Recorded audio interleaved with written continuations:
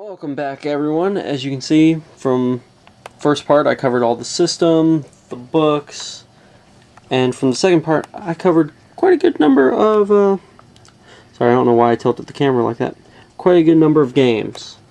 So from that point moving on, let's get back to the collection. Oh look, I wonder what game it could be. Pitfall! Growing up, I never had an Atari, so I didn't know what Pitfall originally was.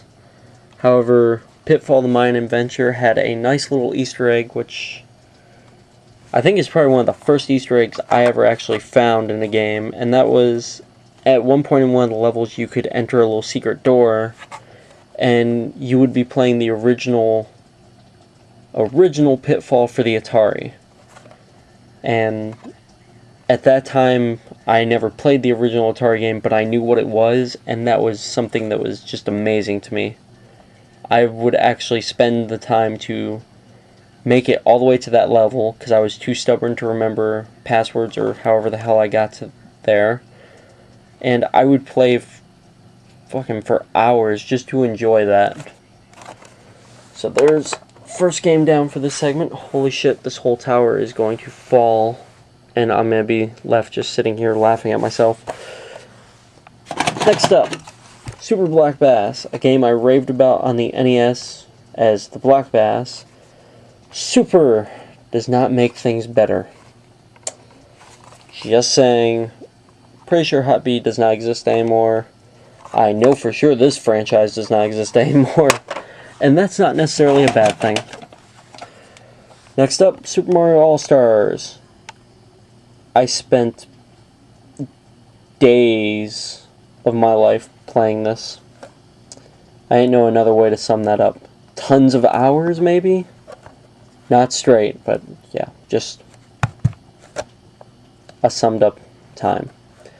And the best part of this was getting to play the Lost World, which, good memory for that was my dad challenging me when I was in elementary school that I could not beat the Lost Worlds in a week's time. I ended up beating it in 3 days, and ever since then I have continued to surpass him at games. Obviously the newer games are beyond him, he just loves the old side-scrolling games, so picking up this for the Wii now was something that I was really happy about. I'm so happy I found a copy. I'm sure that actually made his Christmas. Oh, my foot's falling asleep here. Next up we have Super Mario Kart. Continuing with the stupid writing my name on there, because kids were mean and would steal stuff, but never had that problem until high school. Anyway, Super Mario Kart, everybody knows the franchise, game that started it all. Probably one of the best racing games of all time, just because of the insane animated, just violence. Come on, you get to throw a turtle shell at someone. You get to get a star and just beat the hell out of people by running through them. Wish I could do that in real life. Oops, not that yet. Okay. One of my most prized games, Super Mario RPG, Legend of the Seven Stars. I actually only beat this once as a kid, and it's been so long since I played it, I really don't remember it that much. But definitely one of my prized collections. Bought this game new. Still have the instruction manual over there that is almost in brand new condition. No marks on the game. And I actually have the strategy guide for this. Which, considering I was a kid and used to draw on everything and destroy it, I am so happy as a collector now that that thing is completely intact. Not torn, no severe bends or anything. One of my greatest collection pieces. And then I slam it down, because I'm retarded. Super Mario World, a game, once again, nothing big there. I could tell stories about that, but it's the same as everyone else growing up with it. A game I didn't necessarily care for too much, but was still fun. Super Mario World 2, Yoshi's Island. Fun. It's a Super Mario game. What do you want me to say about it? Now here's a game that I really, really enjoyed. In case you haven't noticed by now, I'm a pinball fanatic. Though I don't have any machines here, I usually try to play them as much as I can. Sadly, the Larry's Giant Subs by my house got rid of theirs a few years ago. I used to play that all the time while waiting for my orders. But, yeah. Pinball, one of my favorite games on the NES. Now we've got Super Pinball here, completely different company and everything.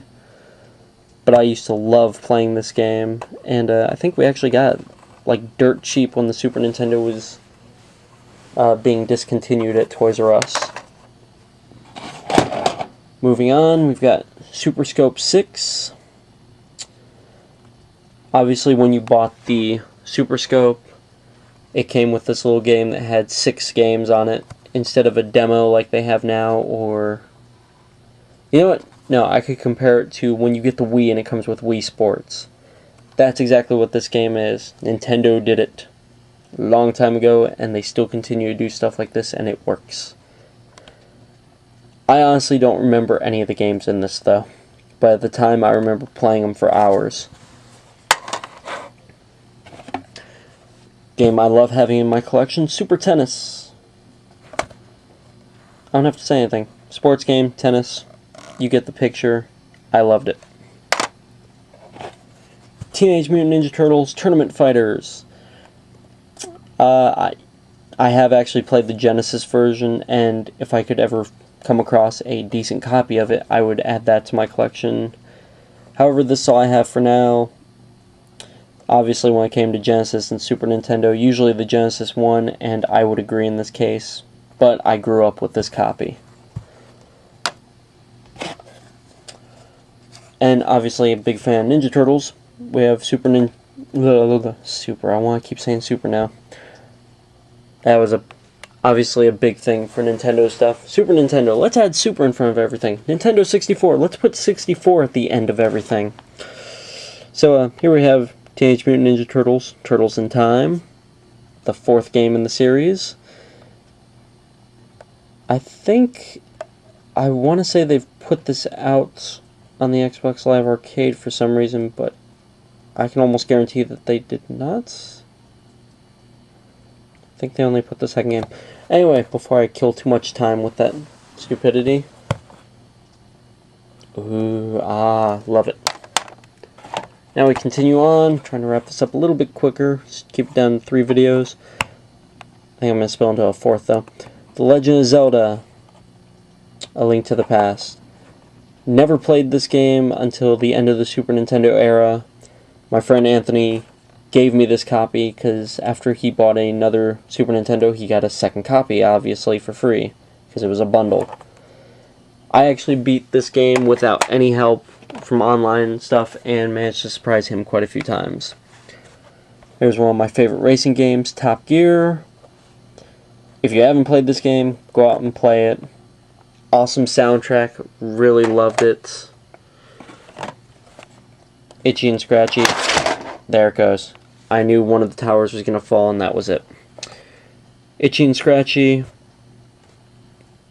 I can't think of a way to describe this game. It is not a Simpsons game, though. It's Itchy and Scratchy running around trying to kill each other. Yoshi's Safari, one of the few Super Scope games that I have. Actually, I think the only one aside from Super Scope 6.